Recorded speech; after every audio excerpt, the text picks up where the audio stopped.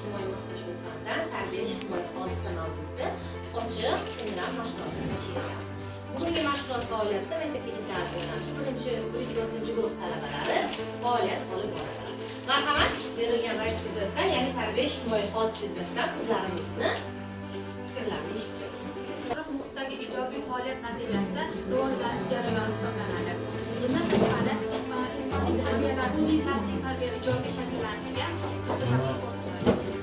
ijtimoiylashuv omillari ikki guruhga bo'linadi: tashqi va ichki omillar. Tashqi omillar ham o'z navbatida 4 guruhga bo'linadi: mega omillar, makro omillar, meza omillar va mikro omillar.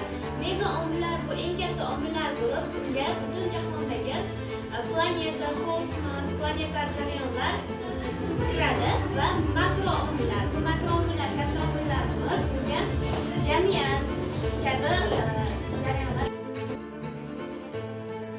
Bostirish mexanizmiga ta'rif berish olingan. bostirish mexanizmi berilganda, masalan, inson o'zini jahli chiqqanida, jamiyatda, jamoada bo'lishi mumkin.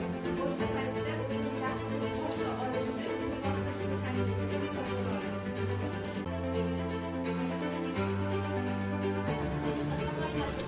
Tamoyillardan insonparvarlik tamoyili va tabiat bilan tamoyilga bo'lamiz.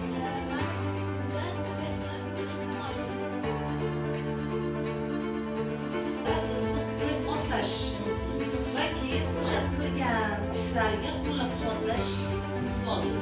Ya'ni har doim bolani ish faoliyatiga jalb qilganda olgan natijani biz rag'batlantirib borishimiz kerakligi ta'kidlanadi. Rahmat.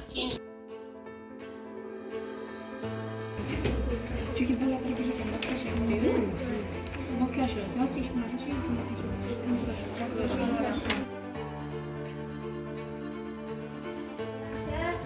Hujjatlar tuziladi. Davlatlar rivojlanishi. Yana nima ko'ryapmiz bu suratda? Qaysi tam kategoriyani ko'ryapmiz? O'ylami? kategoriya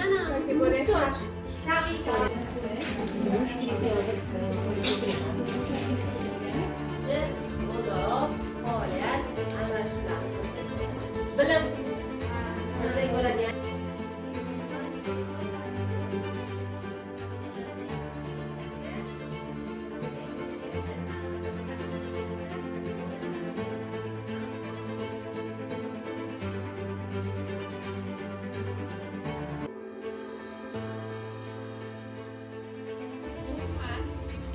Birlashtirib jamiyatga tatbiq etadi degan fikrni bildirgan.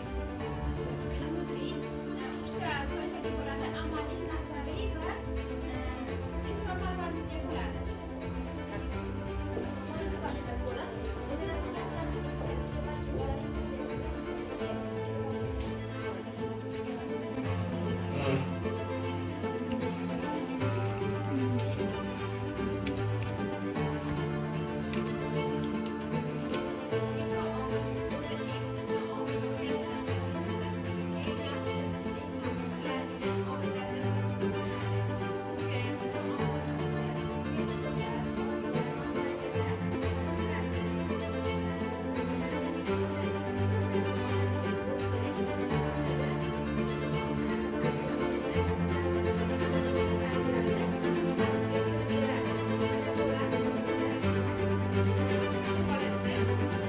Keksalarga yo'ldan o'tishiga yordam beryapti.